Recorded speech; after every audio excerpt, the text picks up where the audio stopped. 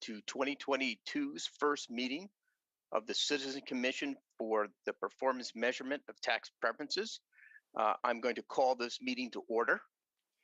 A couple of things before we get started here, just to remind both people on the call and people who might be interested in testifying. As a result of the state's public health efforts to reduce public gatherings, this meeting will be viewable on the JLARC website or TVW. Staff have also provided an on-site location in the Helen Summers building to view this meeting, and we are also accepting written testimony. And again, let me just check with staff quickly. Has anybody appeared in the Helen Summers building in person? Nope. There's no Okay. All right. If somebody does, perhaps that could be communicated to me as soon as possible.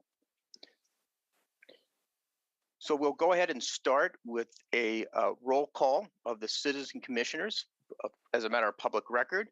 So when I call your name, commissioners, please respond by saying here. Ronald Buing. Here. Diane Dick. Here. Sharon Kyoko. Here. Andy Meadows. Here. Okay. And myself, Grant Forsyth, I am the chair, and I'm here, obviously. We have non-voting members, and I will also do a roll call for them. Representative Paulette. Here, thank you. And State Auditor Pat McCarthy. Here. Thank you. Very good to see you both. I'm glad you could join us this morning. So, going into the first part, which is commission business, the first thing of the day is both sad and happy. I wish to say, really, I want to recognize the service of Commissioner Dick, Diane Dick. Diane is leaving for much bigger, greener pastures in Iowa. And I'll just say that you will be missed. Your work has been greatly appreciated. And in particular, your willingness to work around family and academic work, to participate on this commission, and you've participated for quite a while now, again, was greatly appreciated. And again, you will be missed. And so I'll just give you a minute to just comment on kind of, what you thought about your service. Yes, thank you so much. This has really been an honor and a privilege to serve. I've not only just genuinely enjoyed working and getting to know all of you, but also just the work that we've done. I mean, it's been so interesting. And as a tax scholar and also somebody very interested in business and business law, this intersection between tax, business, and public service has just been a wonderful opportunity for me to learn and also participate in a legislative process and represent a really important interest here. So it's just been wonderful, and I can't thank you enough for the opportunity. Yeah, I mean, it's your service has been spectacular, and I have to say it really has been you were a great addition because of your law background. I think it was great. You actually replaced another lawyer.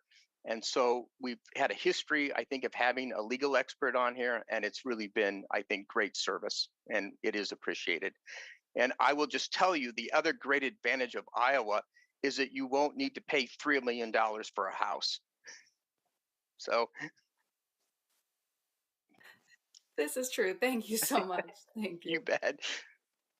So speaking of service too, by the way, I have been appointed to another 4 years before the mast, if I can use that term.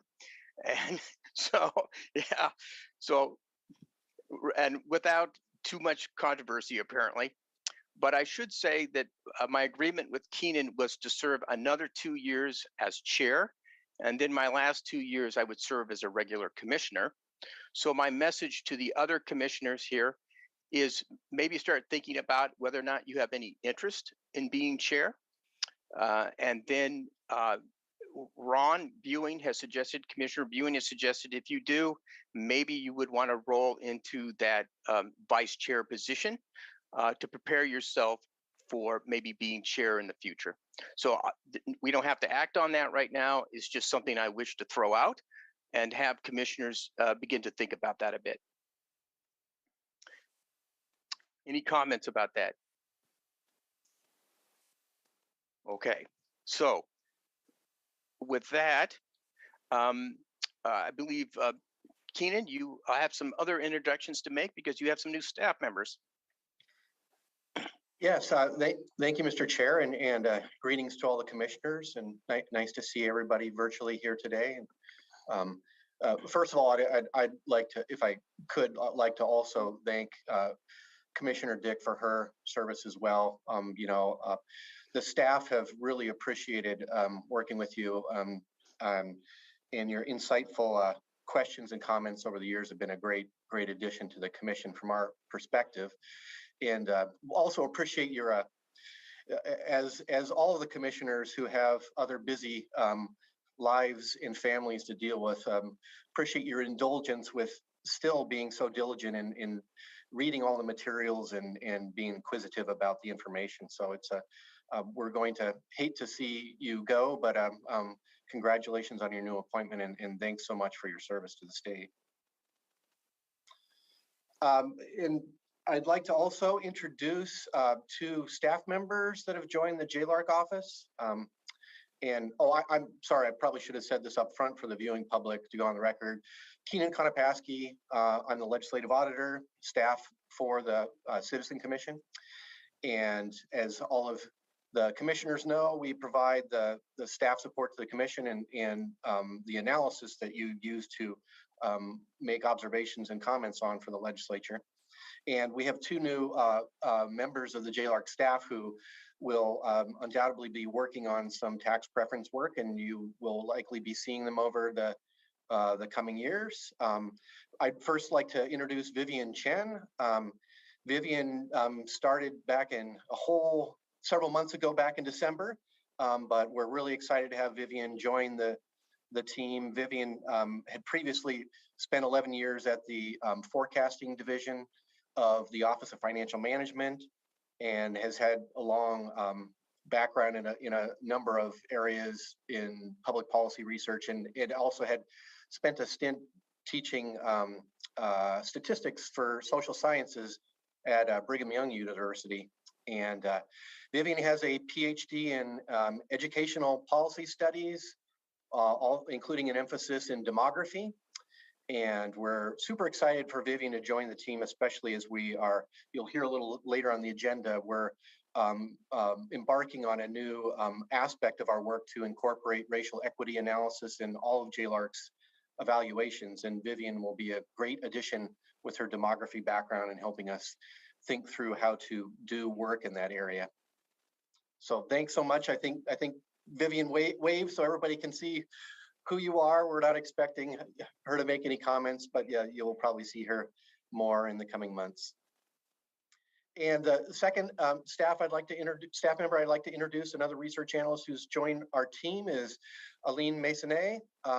Aline had previously been doing some postdoctoral research for the Evans School at the University of Washington in one of their research groups there.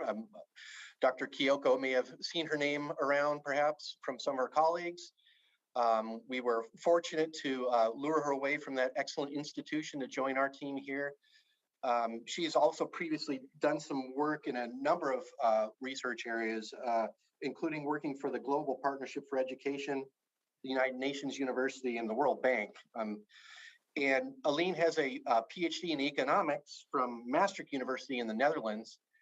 So in addition to her economics background, I think she'll also bring some interesting perspectives related to some of the work she's done internationally as well.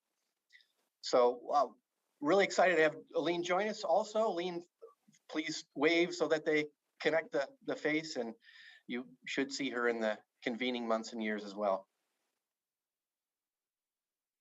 Okay. Well, to the new staff, welcome aboard. I think you will find this to be a great place to work. You're going to be working with some great people, And so really, you've made a good choice, and I think you'll find it to be actually very interesting work. So thank you, Keenan. With that, we move on to our first action item. And I will say for this meeting, we do have more action items than we would normally have for our first meeting. And it will be a little bit slower because of it. And I will also need to take I'll do a verbal roll call with everybody on these action items, just so commissioners are aware. So the first action item is the approval of the October 2021 meeting minutes. Do we have any discussion about this? Comments from commissioners? Okay. Do I have a motion to approve the minutes from October 20th, 2021? So moved. Do I have a second? Second. Okay, thank you. So with that, I'll now do a roll call vote. If you're in favor, please say yes or yay. If you're not, please say no or nay. Ronald Buing, Yes. Diane Dick, Yes. Sharon Kyoko, Yes. Andy Meadows, Yes. and me, the chair, yes. Okay. So passed. So we move on now to complying with public meetings and public records. This is something we do at the beginning, I think, of every year, just to make sure that we're on board with how the state handles these issues. It is fairly complex. And we actually have a new Assistant Attorney General this year, who we met last year. So Kristen Lamson, I will turn this over to you to give us a review of these issues. Great, thank you. Good morning, everyone, and thank you for having me back. I think when I was here meeting you for the first time, I was 2 weeks on the job, so I'm a little bit more settled in. Thank you for inviting me back. In honor, I wanted to start off in honor of Public Service Recognition Week. I wanted to say thank you to all of you, the commissioners, the JLARC staff that are here, the legislators and other electeds. I'm continued to be inspired by how many people show up to contribute to our community, so thank you. And what we're talking about this morning is one of the foundations of public service. Conducting government openly and transparently. It's something that makes what all of us are doing together important and function well. What we're doing this morning is pretty high level. There is a lot of weedy and dry stuff in open government laws. The important thing is to understand the big picture, why we're doing it, what's important about it, and to have it kind of in the back of your mind most of the time when you're doing your work with the commission, and knowing how to reach out for help and what your resources are. So we're going to talk a little bit about that. Just a little bit of background. The open government laws in Washington have been in place for quite some time. Early 70s is when both the Open Public Meetings Act started and the Public Records Act. I'm going to refer to Public Records Act as PRA and Open Public Meetings Act as OPMA. Both of those acts have stated purposes that are pretty clear and strong, that we are not yielding our sovereignty and we're remaining informed so we can decide for ourselves what's good or not when the government is operating. Both of the laws have very similarly stated purposes that way. Some general considerations, both OPMA and PRA presume openness. So think of it as open unless you can come up with a very specific reason that it shouldn't be a public record that is disclosed or happen in a public meeting. Both laws are liberally construed, so we're going to lean towards openness most of the time. And there are exceptions in both the Public Records Act, we'll talk about that in a little bit, and the Open Public Meetings Act, but they're very narrowly construed. So you really got to look at the language of both of the laws and make sure that we're sticking to the very narrowly construed limitations there.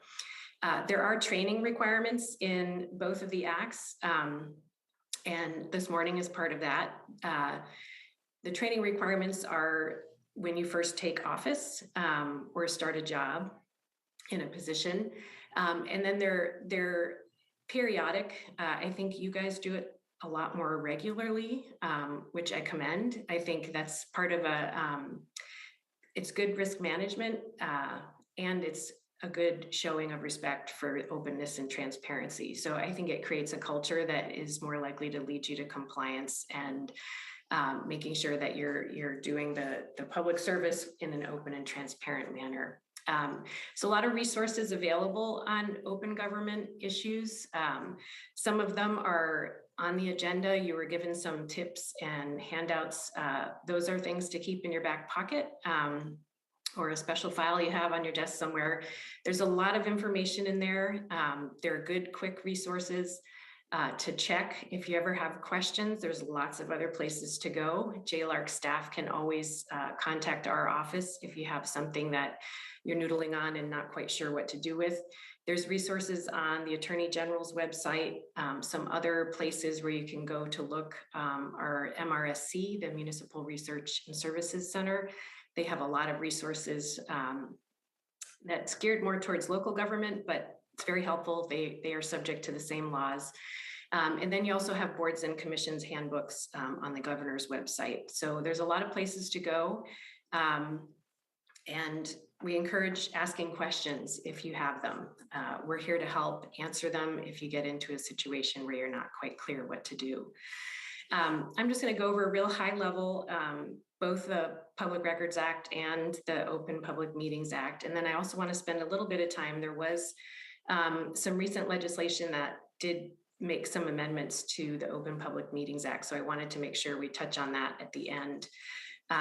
So that you're aware. It's not a lot of new stuff. It's more codifying things that you've been doing, but we do want to talk about it. So I'm going to start with public records and really hit high level. If you have questions during you're more than welcome to ask, or we can open it up at the end. Feel free to raise a hand or just stop me if I don't notice if you're raising a hand on Zoom. But please ask if you have questions. For public records, the real issues to be aware of is that it's very broadly construed. It's anything written, it's anything electronic, metadata counts, and it's defined as anything that's prepared, owned, used, or retained by a public agency. The commission is considered a public agency that's subject to public records. You have some interesting dynamics with the fact that you're staffed by JLARC, which is not subject to the same laws as you, but they are staffing you and they are the ones that would help you with public records requests. It's important to note that there's also record retention laws, and those are, it's good to understand how they interplay with the Public Records Act. The record retention laws and the schedules based on them, the Secretary of State's website has a general records retention schedule that is basically what the commission follows. And it's a really important thing to understand, to follow that schedule. Public records can get pretty unwieldy, a lot of paper, lots of things to manage, lots of things to organize. And when you get a request, you have to go through all of that. So when you have a record retention schedule, it means you keep the record for as long as it's required on that schedule. And when that time is up, you can get rid of it, dispose of it. Some things need to go to archives. Some things can just be destroyed or deleted if it's an electronic record. But it's really good to keep up with those schedules. It makes your responses to public records requests more manageable, but it's important to follow the schedule. Process-wise for public records, JLARC staff is your friend. And again, in recognition of Public Service Recognition Week, people who do public records requests are special public servants. It's a lot of time, energy, and sometimes frustration to have to respond to public records requests. But when a request comes in, if it comes to you, make sure that JLARC staff is notified as soon as possible. The first thing that needs to happen is it's a required 5-day letter response. Sometimes that's actually giving them the document if it's easy to find or a small request.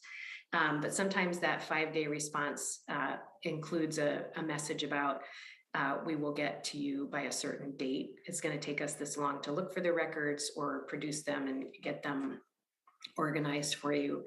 But that 5-day letter is a requirement, and there's a couple different ways or things that you can include in that. Either give the information that they've requested or give them information about when you're going to respond with the documents. Once you have a request in, there's a requirement to do an adequate search. Luckily, none of the commissioners probably need to do that. You might be asked by staff to look through your papers or your personal devices if you're using computers or phones. So you may be asked to do search. A lot of agencies try not to use personal devices, and they can, the reason for that is that they can manage and coordinate those adequate searches a lot better and more efficiently. Adequate search for some agencies can be quite difficult. They've got a lot of different places and tentacles where they need to look. And that's a big part of if you were ever challenged in a court case, the adequate search place is the place where challengers sometimes fight pretty hard. And then the next part of the process is the production of the actual documents. When you have unwieldy requests where you have a lot of things, you are allowed to do installments, you are allowed to charge fees. So there's a lot of tools to manage how you produce the documents. But it can take a lot of time and a lot of resources to put documents together. It's a pretty simple overview of a process, but there's a lot involved. And if you ever have questions about the process or what you need to do at any of those steps, reach out. We're here to help and give guidance as needed. One of the things why it takes long to produce the actual documents is that there are exemptions in the Public Records Act that allow you to not disclose records that are considered public. But if there is an exemption, you can either not disclose the whole document, or there are parts of the document that you could redact or not share. Those are narrowly construed. That's the other place where a lot of challengers tend to fight in court, saying that exemption was not appropriate, or you redacted more than you should have, things like that. So this is a place where if you have questions, again, reach out and work with us. Folks who work with public records regularly usually have a lot of experience with what things are considered exemptions. Some examples are attorney-client privilege documents. There's certain personal information that you need to redact from certain things. Those are the things that this commission might have exemptions for: personal information, proprietary information, and attorney-client privilege. It's good to be mindful of the fact that these are strong laws in our state, and there are penalties for violations. For the Public Records Act, the court can decide the penalties, and it's up to $100 a day per record. So there have been Public Records Act cases where the penalties are quite large. There's also attorney's fees and costs that can be awarded. And there's also penalties for destroying records before their record retention schedule allows you to. So it's important to remember that there is some consequences. I think thinking about the penalties, there's more likelihood of high penalties when things are on purpose. So if there's purposeful delay or destruction, that's going to have higher penalties. If there's inattention or accidents, the penalties are sometimes lower, but there is an opportunity for penalties. So it's important to know that in the background. A couple of things to watch out for public records: using personal devices and personal email accounts. A lot of agencies have policies about that. I'm not exactly sure whether you guys have used personal devices or have commission email accounts, but it's important to recognize that to the extent you use your personal devices or personal accounts, and you use them for commission business, they would be subject to public records requests. Emails, text, and social media all count. So to the extent you can use commission devices and commission account, that's better practice. Following retention schedules, we've already talked about. Transitory records are your friend. There's a lot of things that are considered transitory, and what that means is you use it for a purpose and then you don't need to retain it. It's good to think about what kinds of materials are transitory for your commission work.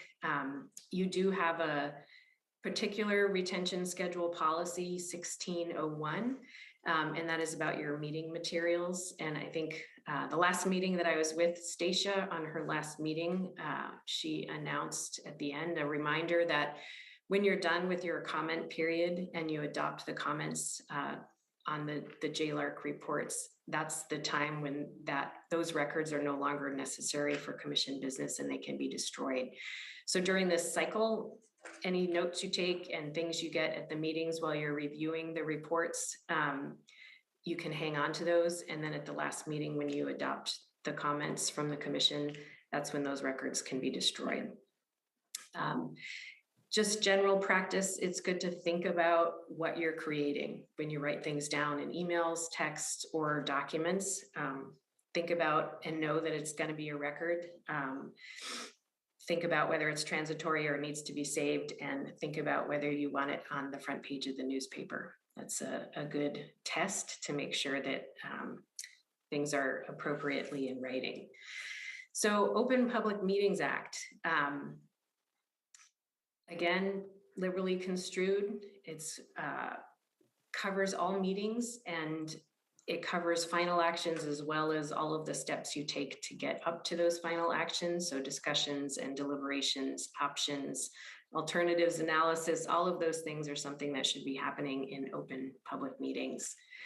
There are certain exceptions to the OPMA meetings that are not subject to OPMA, but none of those are applicable to the commission. It's things that are like APA, hearings, collective bargaining, negotiations, licensing.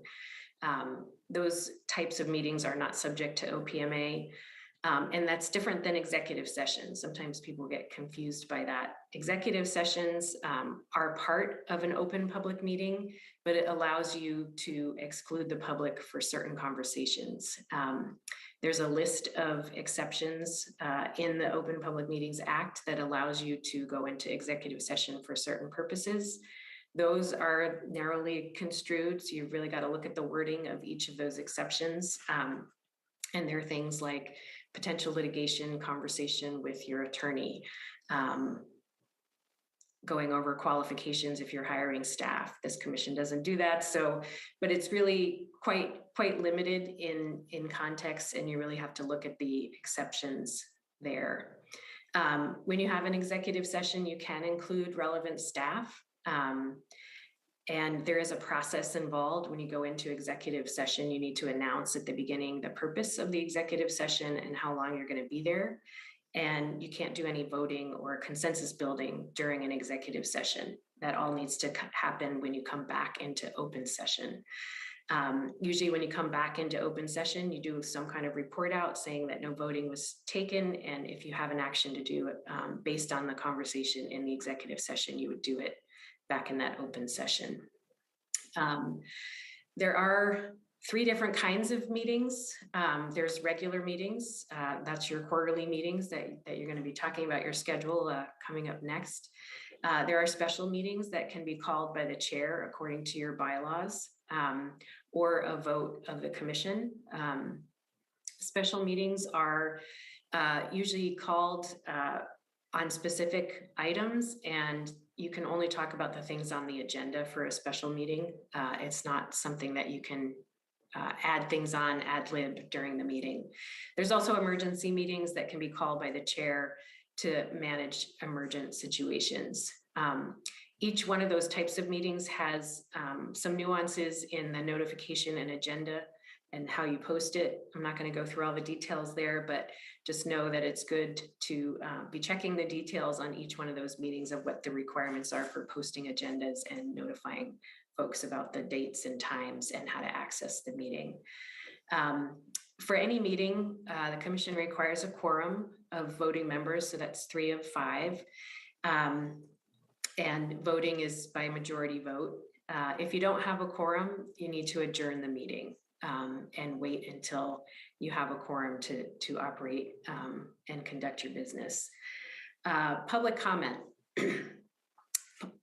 Previously, public comment was not required, but we're going to talk about the legislation that just got passed and signed by the governor in March.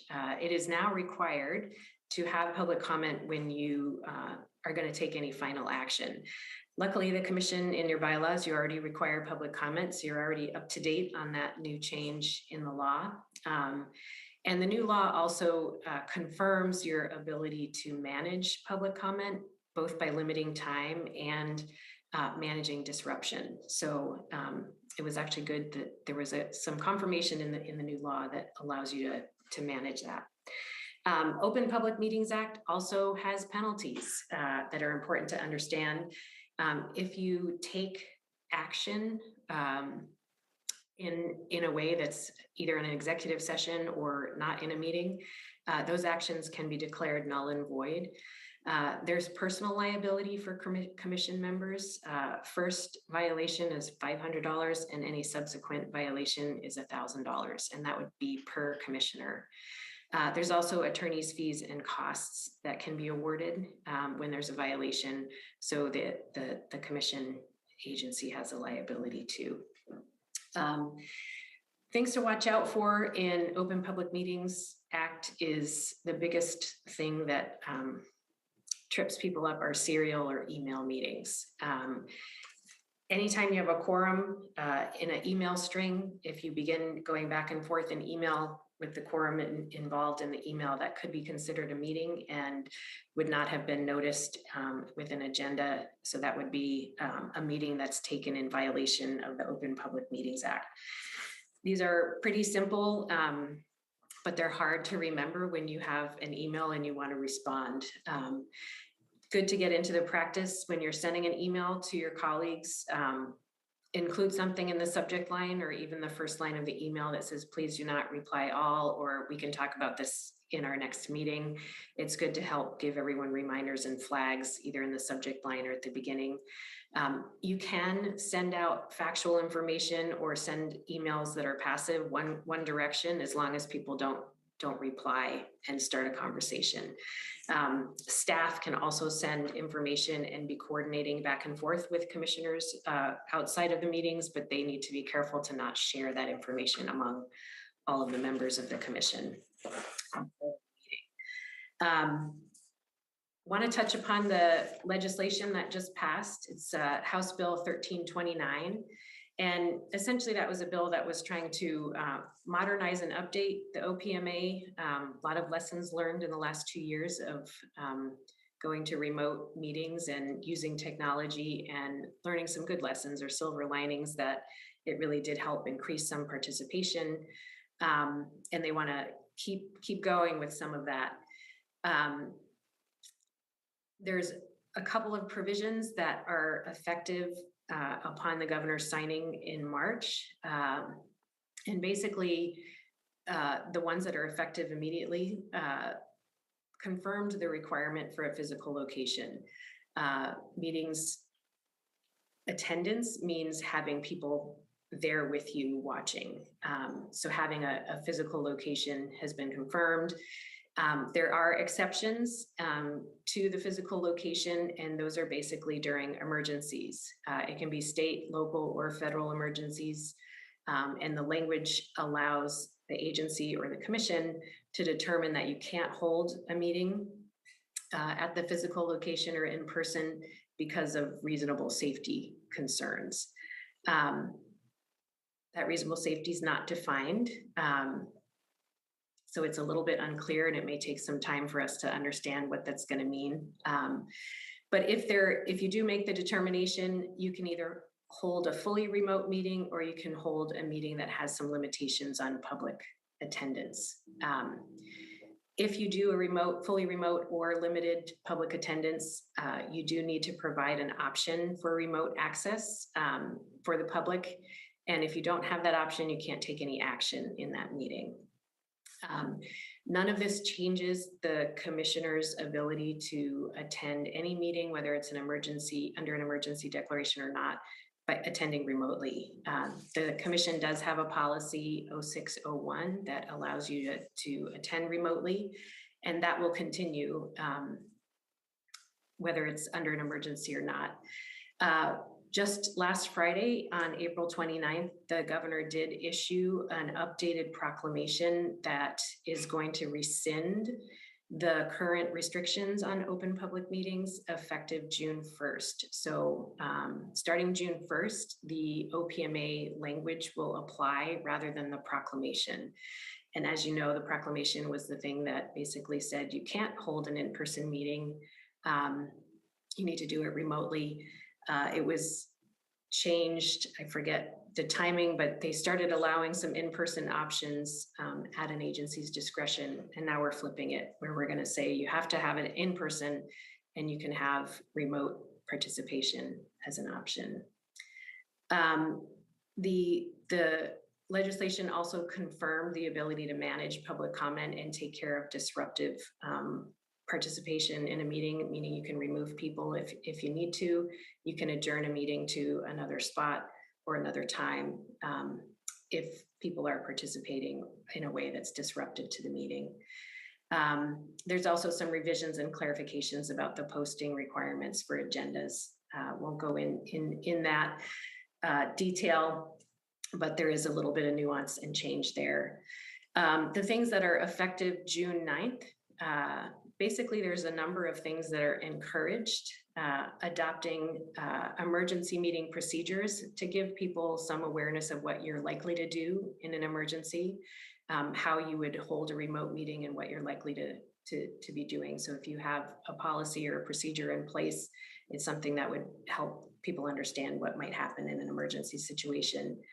They're encouraging use of remote access for public comments, and they're also requiring, if someone has a limitation to attend in person, it could be due to a disability or perhaps travel constraints, that you try to allow public comments remotely if they request it. They are encouraging public comments even when it's not required. And they're also encouraging hybrid meetings. So I think today is your first hybrid meeting where you have an actual physical location in the Helen Summers building, and the rest of us are remote. They're hoping to continue that and keep the options of having folks who aren't in Olympia or can't travel on a particular day, that they can still participate. It also changed a couple of things with requirements. When you do have an executive session, you need to put the purpose, basically the RCW section that gives you the authority to go into executive session, that needs to go into your minutes. So it's clear why you're in executive session. And then the last change is the change that we talked about a little bit already, if the public comments are required now in any regular meeting where you take a final action. They did clarify that they can be oral at the meeting, or you can receive written comments in advance, as long as you give a date and distribute it to the commission members in advance or during the meeting. I think that's it as far as running through the sort of dry and weedy stuff. I think the big picture here is knowing that each member of the commission and staff are responsible for open government, and your role in it is important in remembering. I think the biggest thing is to just notice, and if you have questions, to pick up the phone and ask staff, or staff can call me or others in my office. There's a lot of resources out there to help manage. It's an everyday thing when you're working in government, and it's an important part of what we do. So I'm going to open it up if any questions, and appreciate your time and attention. I know there's a lot of weedy detail there. Any questions from commissioners?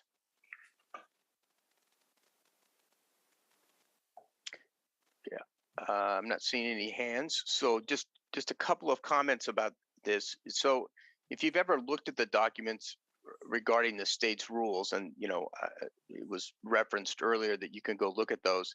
I would just remind commissioners, some of those documents are actually very hard to interpret, having looked at them myself.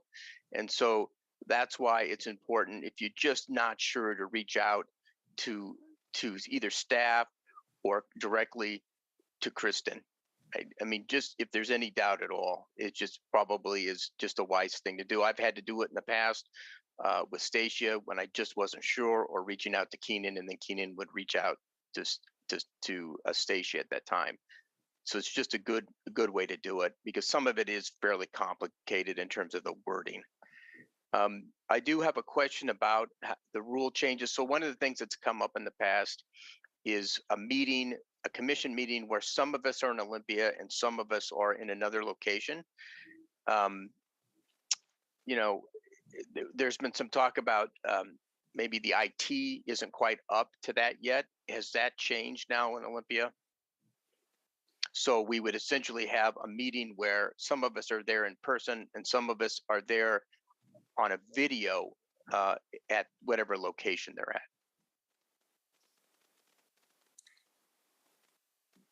You want to grab that one, Keenan? From a legal perspective, that's certainly allowable. And Okay. practical pieces are the things that there may be some up and down going forward in getting hybrid situations worked out from a technical perspective and just logistics. I think there will be some questions, I'm sure, come up in that regard. But from a legal perspective, that's allowable. Okay. Yeah, and I appreciate that two-part answer to that, Kristen. She's given you the allowability thing. The practicality part is it's got a few complications. One is at this point, we typically have had, since my office is a legislative agency, we typically have, conducted all of our meetings prior to the, pandemic period in legislative facilities in Olympia. So we have to make sure that if we continue to use that, which is a very helpful and cost-effective avenue, we have to make sure that their facilities can accommodate the logistics. The legislature, of course, itself is not subject to the Open Public Meetings Act, but if a body uses their facilities, we of course have to comply. But that's where we'd have to marry, are they logistically ready to do this? Mm-hmm. We have heard they are, for their own purposes, very interested in pursuing hybrid meetings down the road, and Representative Paulette is, of course, on the call and can offer any thoughts that or information he has about how they're proceeding. But what I understand is logistical and technical plans are underway to prepare for that, but it's not there at the moment. So once it is available, and once the legislature has decided it will allow the facilities to be used for that purpose, then we could take advantage of it. So if there was a desire to do a hybrid meeting before those pieces are in place, we would have to try to go find another location in order to pull that off, which of course would probably be even more complicated, because we get a great value from the infrastructure that's already built into place by the legislative staff in the House and Senate. Okay. And I'll just add that there's a number of commissions and boards that are asking that same question, and the practicalities, there will be discussions and people coming up with ideas. So there's not a lot of clarity right now on the practical and logistic pieces, but there's a lot of discussion going on, and you're not alone in asking the questions. Well, I just raised the issue. I mean, even pre-pandemic, it was possible for a commissioner, we had rules where a commissioner could call in and participate in the meeting. But, it is sometimes more useful if there's also a video involved. And I would also just point out, I mean, even, the pandemic hasn't ended really technically. But I would say with the problems of transportation in the state, which keep getting worse, it would be, ultimately really useful, even though it's expensive, to set it up where, these kinds of commission things where people could be on video in their location and not necessarily in Olympia. And it would probably also encourage service to continue, given the problems of moving around the state. So, but I just kind of wanted an update on that. So. Yeah, and also if I might add, Mr. Chair, the complexities mostly, I think, come into play around trying to make, if there is a hybrid Mhm. meeting, the hybrid challenges are most complicated around trying to have both a remote testimony and an in-person testimony. Right. Okay. Doing fully one side and fully the other side is, I think we've all nailed that now, Mhm. but trying to blend them together is Mhm. where it gets a little trickier. Okay. All right. Those are my questions. Any questions from anybody else? None from commissioners, none from non-voting members. Okay. Thank you very much for that update. Greatly Yeah, thank appreciate you. it. Thank you. You bet. We now move on to staff will now talk about the 2022 commission meeting schedule. Just to confirm that we're okay with that schedule. And should I proceed, Mr. Chair? Please do. Okay, just we had adopted these dates last fall, so just want to again remind everybody of them, and if there's any problems, please let us know right away so we can look into finding another date and making sure that we're advertising that appropriately for the public. And this the little one pager here gives you quick overview of a reminder of what are on the topics for the various meetings. Of course, we're addressing the first ones shown there for today's meeting in May. In August is when the first order of business in the top of the agenda will be, as Chair Forsyth said earlier, we are going to be looking at electing a chair and vice chair for the following 2-year time period. And then the bulk of the meeting is, of course, the first introduction to all of you for what we've been analyzing over the last year. We'll be presenting the full reviews that we've gone through our evaluation process by the JLARC staff. Then the September 8th meeting is fully dedicated to public testimony. So that's the big meeting to allow anyone to come and speak to you about what they think about the reviews. And consistent with some of the information that Kristen had been sharing, I think this is, we're already set up to show good compliance with the Public Meeting Act's changes on public comments, because this is our tradition. We always have a full meeting dedicated just to testimony that you receive in advance of taking action on the reviews the JLARC staff have done. And then the October 18th meeting is focused on your action for the year. So what comments do you want to adopt on the JLARC reviews? And then, of course, it's rinse and repeat. So we will also be taking advantage of that last meeting of the review cycle for the year to look forward to meeting dates for 2023. And as you see here at this point, we all are still showing these as remote meetings, but we are looking into the possibility of whether, if the hybrid option is in place, we may be able to use one of the Senator House facilities there. At this point, we've got a room reserved in the Senate building, but whether we can actually open that up for participation, we'll still have to kind of see how that develops. Okay. So any questions I can answer about the purpose for the meetings, or does anyone want to inform us and their colleagues whether they see any difficulties with the dates?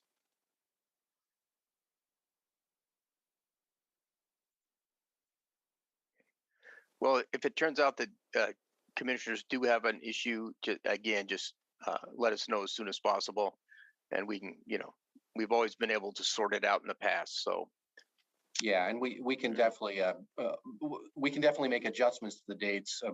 There are some requirements in the Public Meetings Act about how soon, if a date that's previously been scheduled as a public meeting, you need an advance notice to provide to that. And of course, I'm forgetting the exact timeline off the top of my head, but Kristen can help us with that if we do need to face any changes.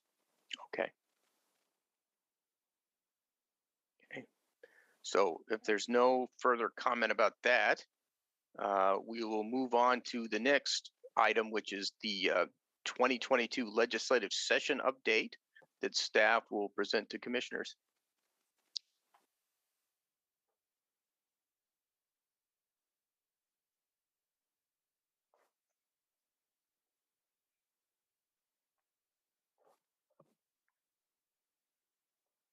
Alrighty. Good morning, Chair Forsyth and members of the commission. I'm Scott Hancock, a research analyst with JLARC. We're going to be discussing 5 bills that implemented some legislative auditor recommendations. I'll introduce those, and then my colleague Dana Lynn will discuss 3 bills related to future JLAC reviews, and then 15 bills that either created new preferences or expanded or changed some existing preferences. So as I said, I'll be speaking with you today about 5 of those bills. The first recommendation that was implemented was for the health benefit exchange B&O tax exemption. House Bill 1765 removed the expiration date for that exemption, as was recommended by the legislative auditor. The second recommendation implemented was from the 2021 review of the public utility tax credit for renewable energy program payments. And the legislative auditor's recommendation for that preference was to consider other options to broaden low-income participation. And the bill does this by creating a new PUT credit for power and light businesses that make payments to community solar projects that meet certain criteria. It also modifies the current PUT credit to detail types of incentive payments eligible for credits and extends the expiration date. The third recommendation implemented is from the 2021 review of the data center equipment sales and use tax preference. The legislative auditor's recommendation was to continue the exemption. The bill extends the current preference up to 6 new exemption certificates at rural data centers per year, and expands the preference to cover refurbishments. The fourth recommendation implemented concerns the solar energy and silicon product manufacturers B&O tax preference. The recommendation was to review and clarify the preference, and the bill did this by extending the expiration date of the preference and provides a performance statement and adds metrics to measure the preference's effectiveness. And finally, the fifth bill here concerned recommendations after the preference is expired. This was for the custom farming B&O tax preference and the hauling farm products for related parties sales and use tax preference. The bills add performance statements, specified public policy objectives, and eliminates expiration dates for the preferences. Dana, now on to you. Great. Thank you, Scott. Hi, all. Dana Lynn, staff of the committee. I'll continue on with some more highlights of the 2022 session.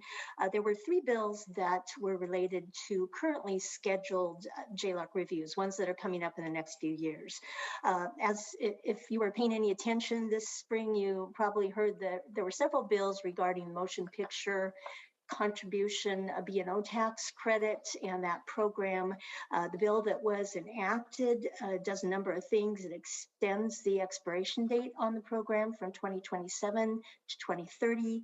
It expands the individual award amount from $750,000 up to $1 million, and it very greatly expands the total awards statewide, which were previously capped at $3.5 million a year. Now it's $15 million a year. The preference didn't really have any changes that would impact our review in the future much, but we will talk about potentially changing the review date due to the fact that this has 3 more years on it now than it used to. Another change was in the targeted urban area construction property tax exemption. We studied that last year, and the legislature did act on the legislative auditor recommendation to change that program. The legislature went back to it and did change one little restriction. It got rid of a requirement that the land the land that was impacted by the property tax exemption had to be zoned prior to 2015. That restriction was removed, so it opens it up to a lot more parcels potentially. And finally, the legislature added another type of facility onto what was eligible for the electric vehicle battery charging station preference. That's sales and use and leasehold excise tax exemption. And they did open it up to include green electrolytic hydrogen production facilities as another qualifying type of facility. There were a lot of tax preferences that were enacted or modified this session as well. I'll just highlight a few of them. One big area where there was a lot of activity was in green or energy efficient or clean energy type of preferences. Another area, the preference du jour this year was the deferral, the sales and use tax deferral, a lot of deferrals. Several of them are associated with construction, transportation type of projects. 520, 167, the proposed new toll bridge across the Columbia. Several of those transportation projects either had their deferral changed a little or had a deferral enacted for them. And if it was a transportation related one, generally those were exempted from the accountability preferences 82, 32, 805, and 808. Some other areas where we thought we'd highlight for you include economic development type of preferences. Scott had mentioned the expansion and modification of the data center sales and use tax exemption for rural counties. The legislature in the same bill enacted a new preference for urban county data centers, and the population criteria limits it to Snohomish, Pierce, and King counties, but that does enact a new preference very similar to the rural one for urban county data centers. And then along with the deferrals that I mentioned, some of the new deferrals were for clean technology type facilities. This includes manufacturing, clean alternative fuel production, and renewable energy storage. And also a deferral program was enacted for commercial parking solar canopy projects.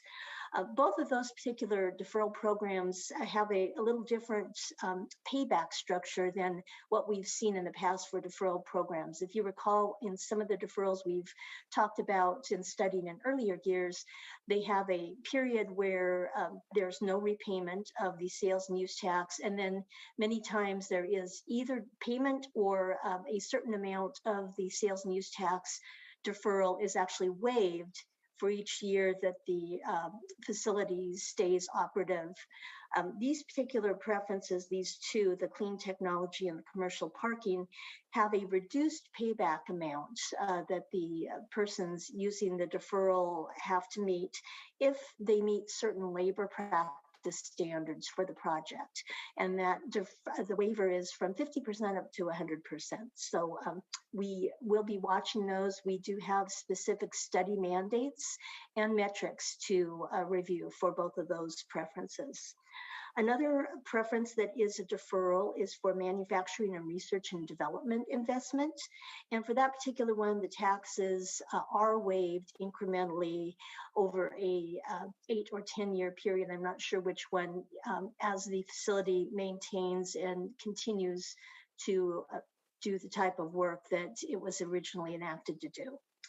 And finally, there were a few bills regarding affordable housing. One that we'd like to highlight is a sales and use tax deferral again, and this is for underdeveloped urban construction for multifamily affordable housing.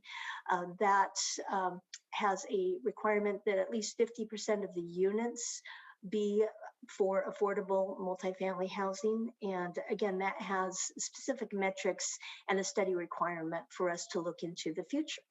I'm happy to answer or try to answer any other questions you might have on this list that we've compiled for you. Any questions from commissioners? I actually do have one, and it just sort of the urban data centers. I mean, I don't know if this is something that's, your job is just to review and report, but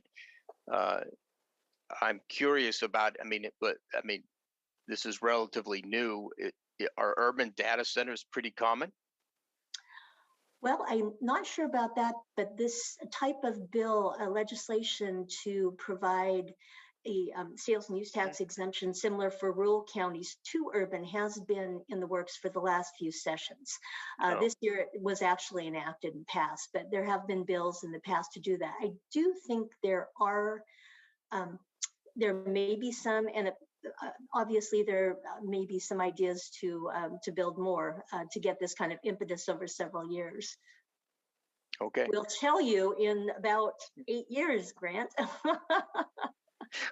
Might be for a different commissioner, but I'm just surprised because usually, the data centers, working for a utility, this comes up a lot, and a lot of the pressure is on kind of really rural areas for various reasons. And so I'm just a little bit surprised, but it sounds like it's something that they've been thinking about for a while. So, all right. Thank you. You bet. Okay, seeing any other comments? Okay, not seeing any. Thank you for that. We'll go ahead and move on to an update on a pretty big policy change, actually, that was presented to us last year. Racial equity analysis when it comes to doing various types of analysis in Olympia. So we'll again turn that over to staff to inform commissioners about what's happened to that new policy change.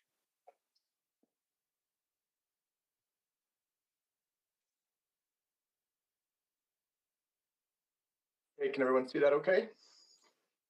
I can see. Great. Well, good morning, Chair Forsyth, members of the commission. My name is Zach Freeman, staff to JLARC, and Eric Thomas and I will be providing an update on our racial equity analysis implementation plan. So you might be wondering why we're presenting this information to the Citizens Commission for Tax Preferences. Well, the 2021 legislature passed ESSB 5405, which directed JLARC to incorporate a racial equity analysis into its performance audits, sunset reviews, and other audits or reports. The bill also directs JLARC to note in its reports if the determination has been made that a racial equity analysis is not necessary or appropriate. As this mandate includes all JLARC work, including our tax performance reviews, we wanted to give the commission an update on our progress and a glimpse into what you might be seeing in our reports going forward. Based on the mandate and consultation with stakeholders, we developed 5 principles to move forward with this type of analysis. First, JLARC staff will conduct racial equity analysis using the same professional judgment and standards which is required for our performance audits. Second, any racial equity analysis must be related to the purpose of the original study and fall within the scope of that mandate. Third, staff will not exclude racial equity analysis because of a perceived lack of data. Fourth, staff will prioritize using actual disaggregated data about the race of those affected. And finally, JLARC staff will initially prioritize evaluating if data varies by race and whether agencies comply with equity-related statutes. Our process will begin with the presentation of our proposed study questions to the JLARC committee. These questions will focus on how we plan to address the study mandate passed in individual bills and budget provisos. Next, staff will determine whether additional study questions related to racial equity analysis are appropriate.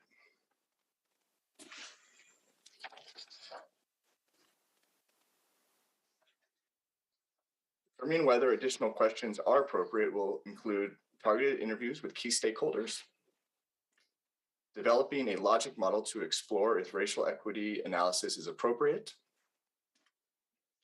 reviewing subject matter with experts and key informants, including agencies, stakeholders, and ethnic commissions, Discussing potential racial equity study questions is appropriate with the executive committee. And finally, we will then share the results with the full JLARC committee and update the proposed study questions if applicable. Eric will now cover the logic models and the impact of this work on the commission. So as Zach mentioned, logic models are going to be key to determining whether or not a racial equity analysis is appropriate for a given study, and also provide the opportunity for us to document our thinking on whether or not it's appropriate to provide transparency.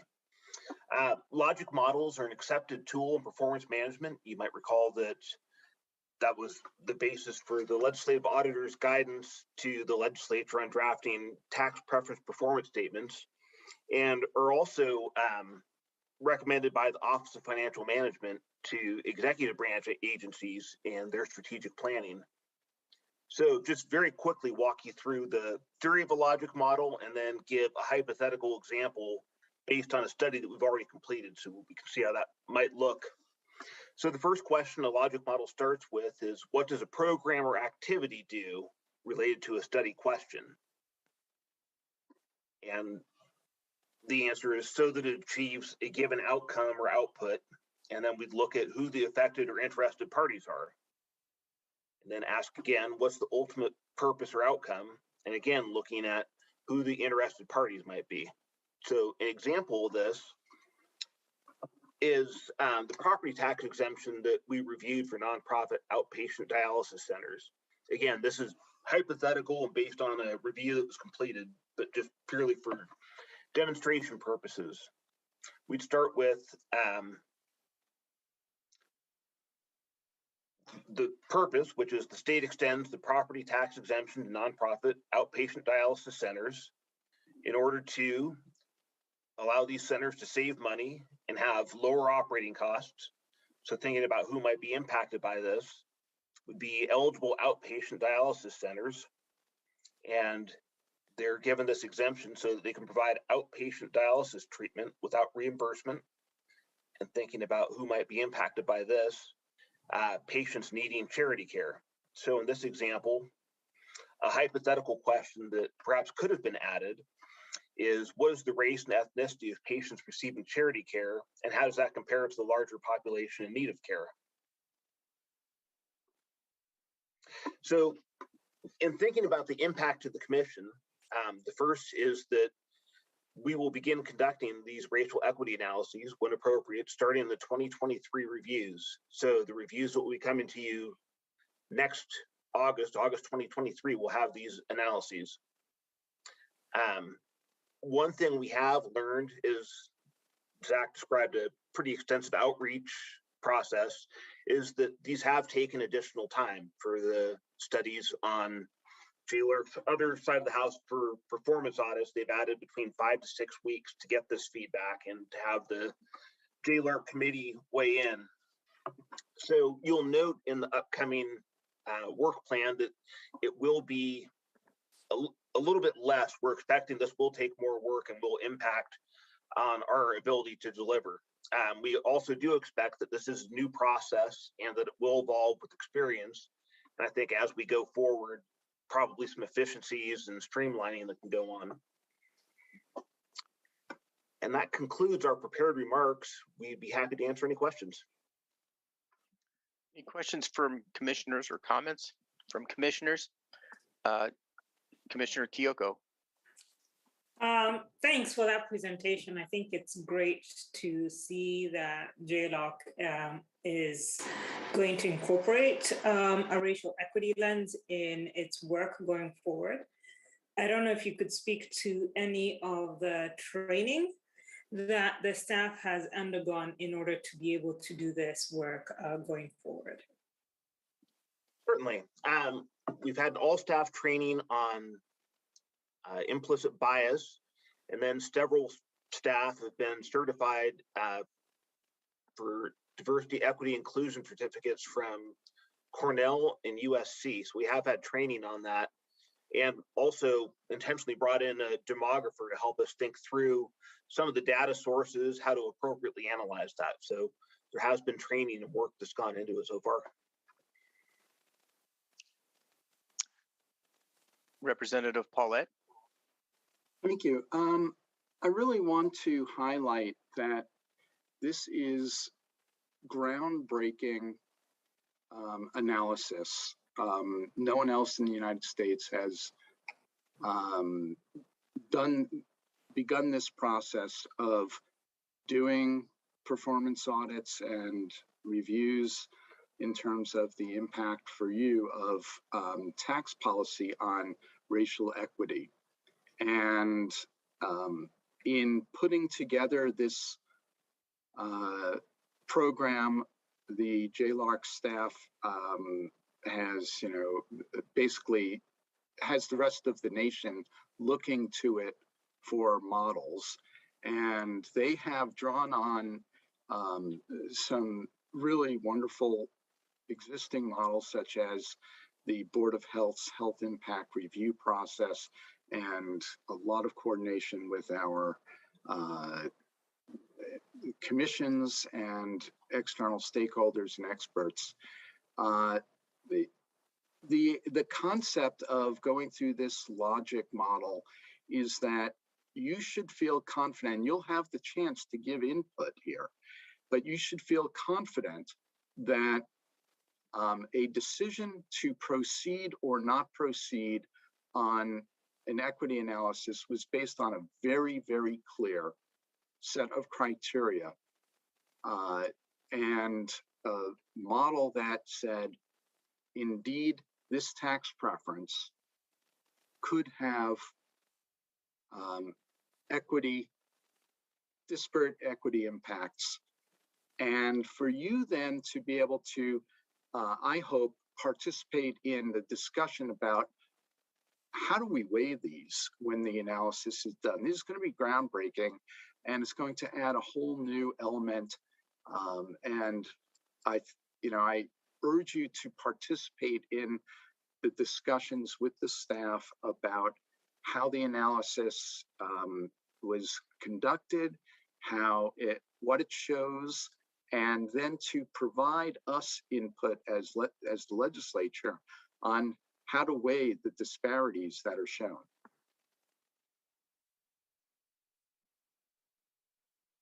Thank you. Any other comments? Okay, I actually maybe can't see all the hands that might be raised, but I just want to make sure. I just have a couple of comments that I've raised with staff recently just about this issue. Just a couple things we need to be aware of, I think, as the commissioners. One is how this affects the review cycle. There will become a time where we have to think about what the next review cycle is going to look like. It may be that compared to the past, how quickly we can review might be quite different. We'll just have to see how this process goes. The other issue things flow is that, to some extent, doing this will require, if I understand it correctly, the cooperation of beneficiaries, people who are benefiting from the preference, and to what extent they could reveal information that would be able to answer these equity questions. It'll be interesting to see whether or not there's the perception that it opens up some legal issues for them or not. So again, it'll just be something interesting to observe as we go through our learning by doing on this. Any other comments?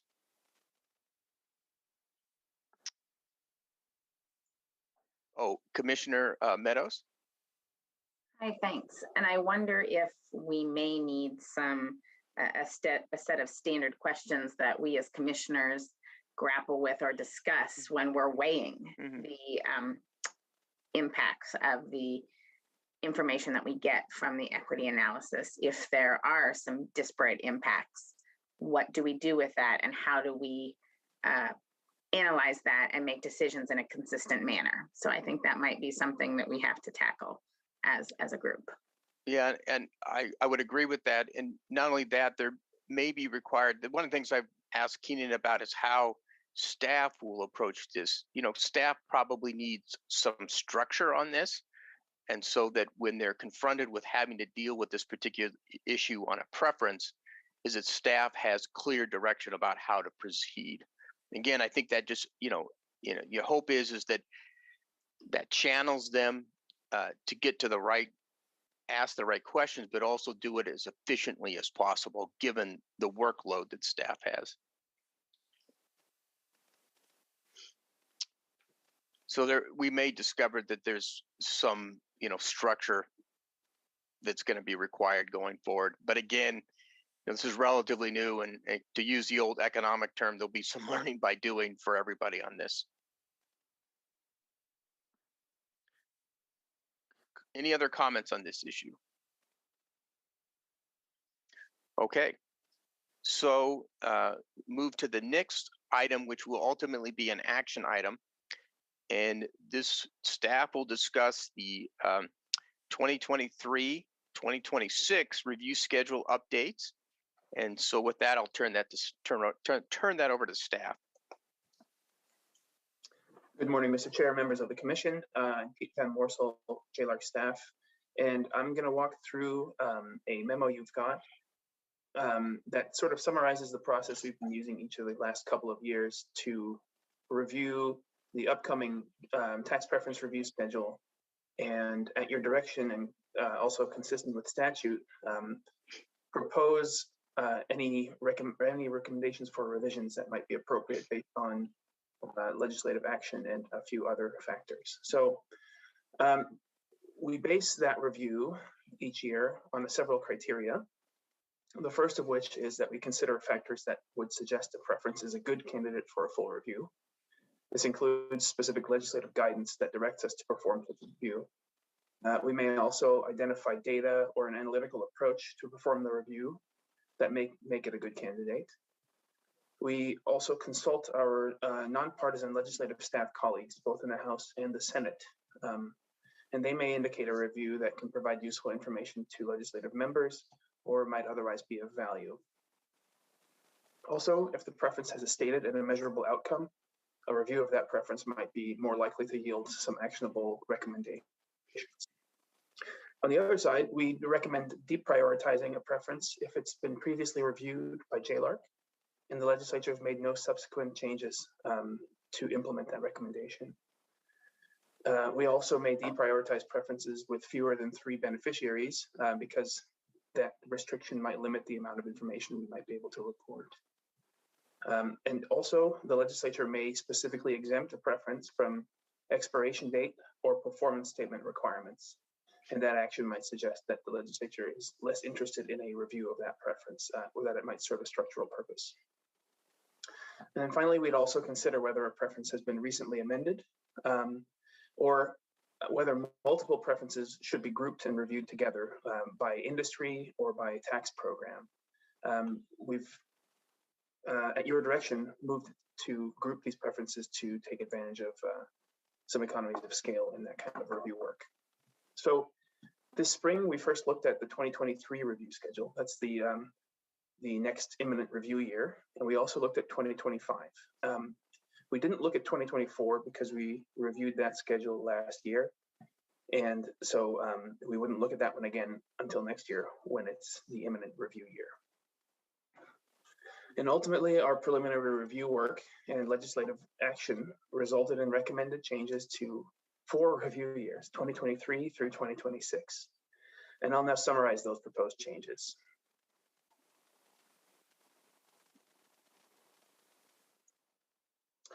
For 2023, the main change that we propose is to remove 8 preferences that relate to alternative fuel transportation from 2023 and to move them to the 2024 review year. This is based on communication with legislative staff and legislative action in 2022 that made some changes to these alternative fuel tax preferences. And there may be additional changes that if we were to review them now would run the risk of making this review, I don't want to say obsolete, but would make some could make substantive changes to the tax policy that we're reviewing midstream. If you support that move, then we would propose moving 4 tax preferences from 2024 into 2023 instead. And these four are public utility tax preferences related to interstate commercial transportation. These are four preferences that you've reviewed in the past, but some time ago in 2010. And we would recommend revisiting these, particularly with a closer look at the economic impact of the tax preference to the interstate commercial transportation industry. Also, as Dana mentioned, the legislature extended the data center tax preference. And so JLARC staff recommend moving it to expedited review in 2023 and placing it on a full review schedule in the next 10-year review schedule when we've given that new amended preference some time to be used. The changes for 2024 are essentially the inverse of the 2023 changes I've just discussed. And for 2025, then, the review of that schedule led us to propose a couple of other changes. The first of these is moving the motion picture program contributions tax preference against the B&O tax to 2026.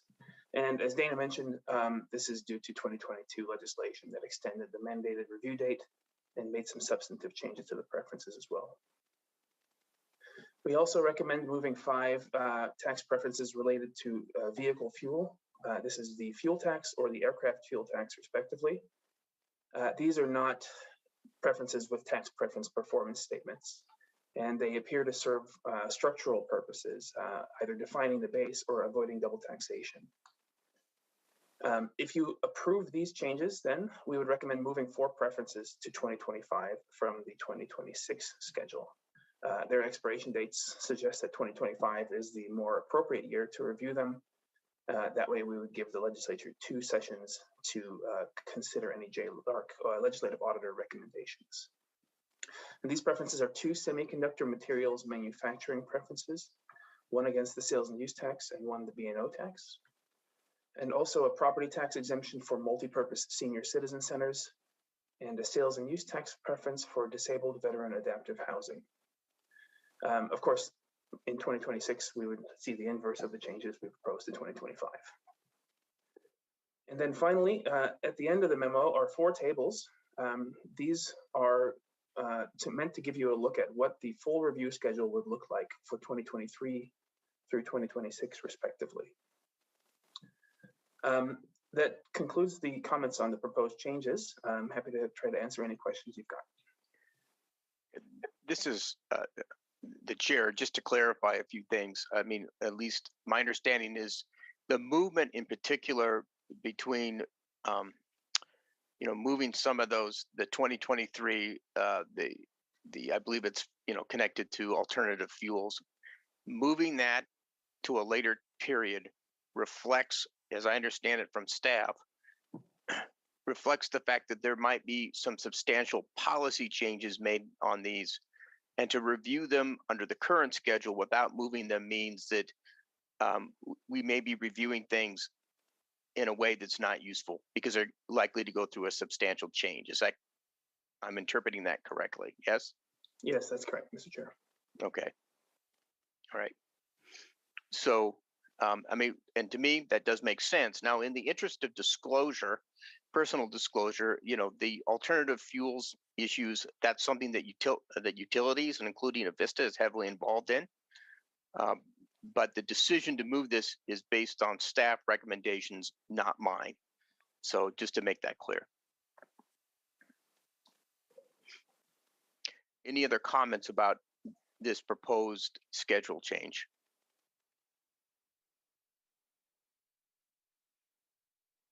Okay. I'm not seeing any. So in the absence of any other comments, we do need to take action on this. And so do I have a motion to approve the presented changes to the review schedule? Move to approve.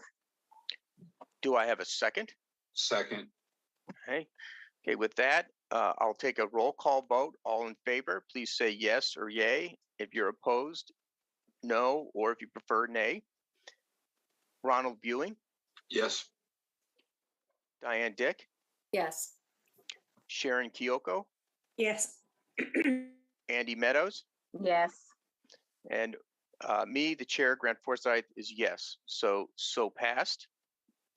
And so staff will respond and make the changes accordingly. All right, so next is another action item, and it's the last one for today, is to approve the testimony questions for 2022, which staff will review and discuss, and then open it to us for additional discussion. Thank you. Again, Eric Thomas, JLARC staff. So every year, the commission reviews the questions that it asks parties who testify in September to address in their public testimony. And this is your opportunity to review these questions and see if there's any edits or changes that you'd like to make. These have been the questions that we've used for the past several years. And this, again, is an action item that you have to adopt the questions or amend if applicable. Okay, so commissioners, just reviewing these briefly, do we have any questions or comments about these questions?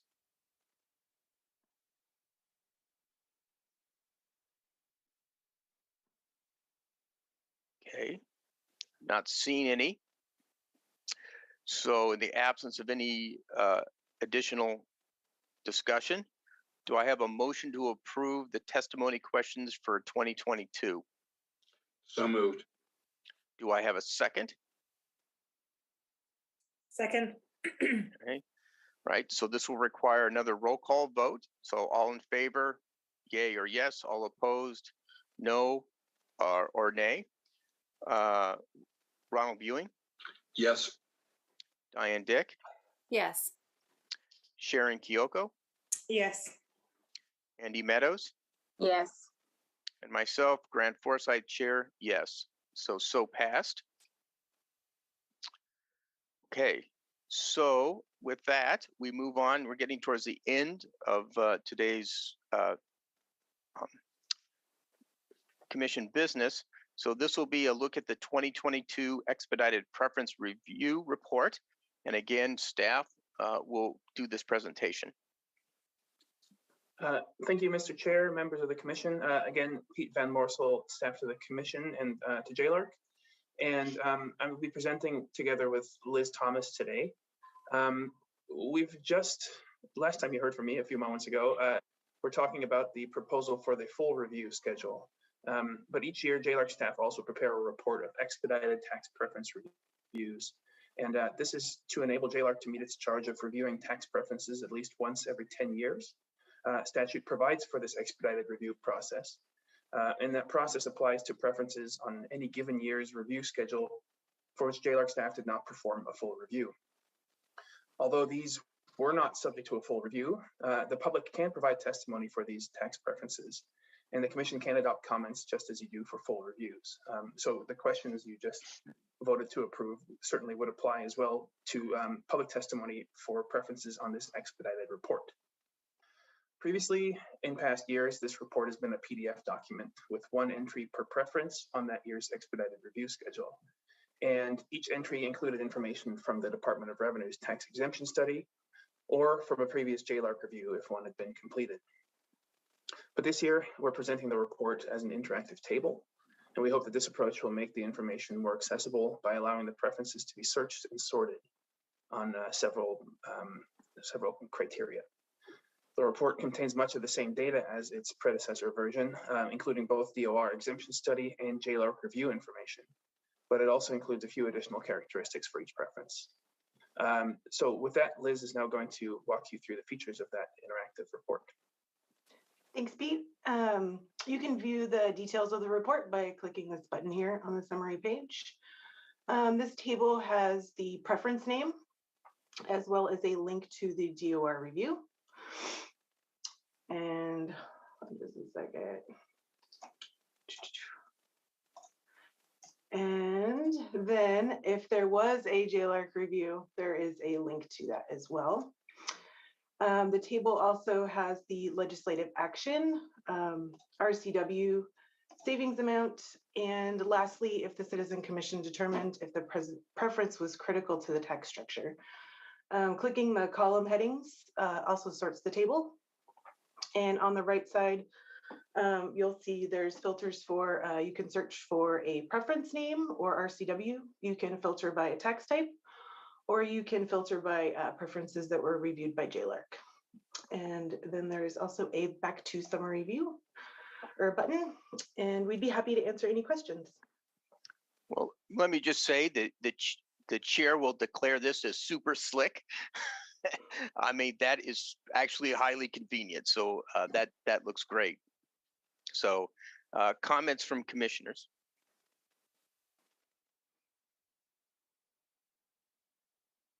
Okay, not seeing any. Yeah, but Commissioner Kyoko, please.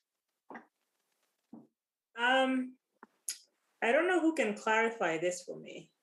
So I just clicked on 2 places and I got a report that is 988 pages and another one that is 300 pages. So could you help me figure out how I'm supposed to use this resource?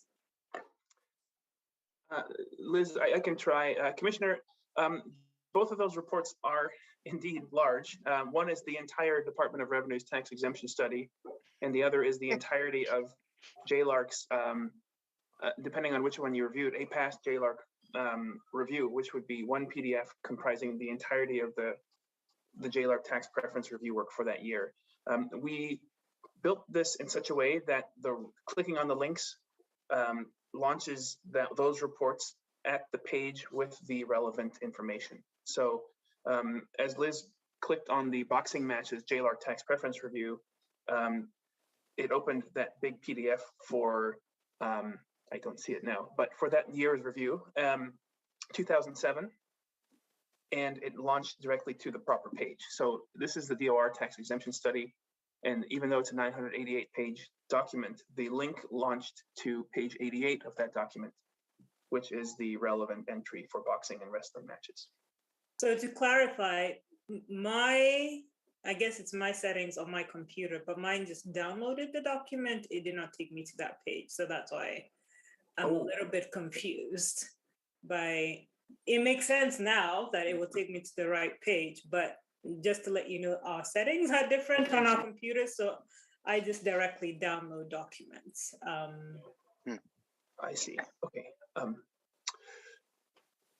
I will chime in that I had the same experience too. And as I tried to download, it said it's a potential security risk because it's from an insecure connection. And so I'm going to struggle with my security folks probably downloading the whole report. Yeah, and I'll have to give this a shot myself because our security just keeps getting tighter and tighter. I mean, we're almost completely locked down. I mean, sometimes I can't even get into Federal Reserve websites. So we'll have to take a look at that. So that I'm glad this has been pointed out. Staff might want to consider maybe how security issues, because I mean, as a model, it is super slick. It would solve a lot of problems. But apparently the security protocols at the different locations that we're working at may affect that. Yeah, thank you. We'll look into it. Okay. And from someone who's just doesn't have those security protocols because it's just my own personal computer that I use, it worked really slick. So I want to at least point out that there's some of this that we're really good for. Commissioner Kyoko, go ahead. And just one last comment. I think don't take my comments in any negative way. I think it's great that we have this website and it's going to be a single source of a lot of information that I can come back and look at. Even if I'm not doing commission work, I can be doing my teaching work. So it's a fantastic resource. I think it's just understanding how the technology works more than how you set up the resource is the question. Yeah, and I sort of wonder, thinking about that comment from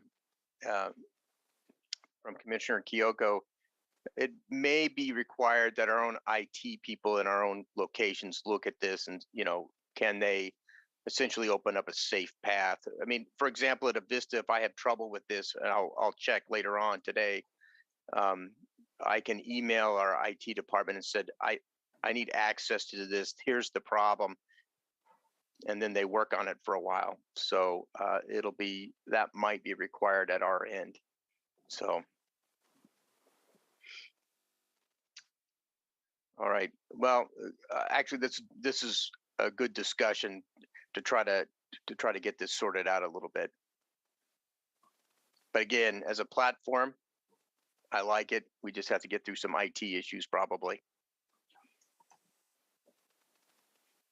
Now, sort of any other issues or questions about this? I only ask because we also have some colleagues from the Department of Revenue, and I just want to make sure that we don't have any other questions for them about anything in particular that they might be able to answer.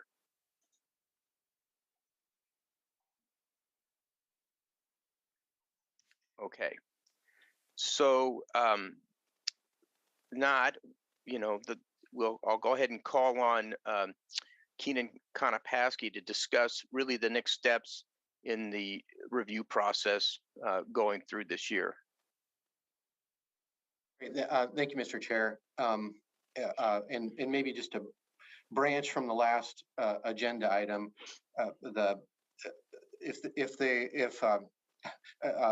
as we work through any technical problems too, though, if you are looking into the expedited reviews and you do have any policy or substantive questions about the information, we do have a window where we can get those questions off to the Department of Revenue so that at one of the subsequent meetings, they'd be able to get back to you if you have any questions on those specific reviews on the expedited report. So just want to make sure you got that invitation. And so to our next bigger picture steps, my staff are working on finishing the 2020 reviews now. They will be publicly released in July and presented first in front of the JLARC Legislative Committee. That'll be the first public presentation of that.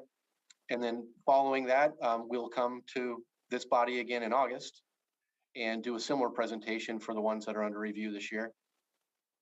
That's mostly an opportunity to hear more details about our conclusions and allow you to ask lots of questions of my staff on how we undertook the analysis or anything you want to learn more about.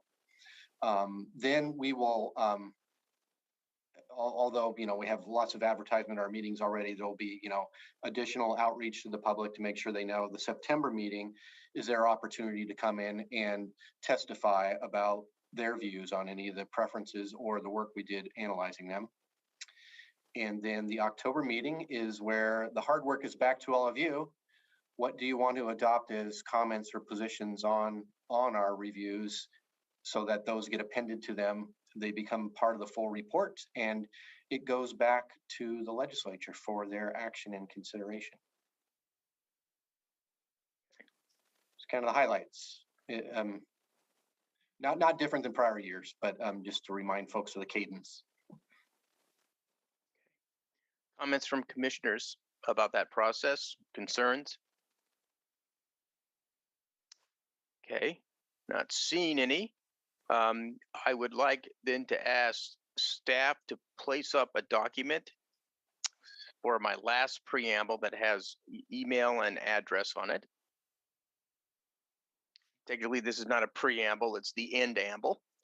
And so just to remind everybody, anyone wishing to provide written testimony on agenda topics can submit comments to JLARC at that email address or that actual mail address. Okay. So, again, please do so if you feel the need. And before we leave today, I'll assume that nobody came to the room. No, no one. Okay, thank you, Geneva. Okay, so before we go, let me just open it up. Any other comments or concerns from commissioners or staff? Okay, not seeing any. Let me just once again wish a fond farewell to Commissioner Dick. Honestly, we're going to miss you. But again, I think this is a great opportunity, and we wish you safe travels back to Iowa. Thank you so much. Really, it's been a pleasure to work with all of you. I really appreciate this. Thank you again for your time. And with that, I will declare this meeting adjourned. I hope everybody has a good rest of their day.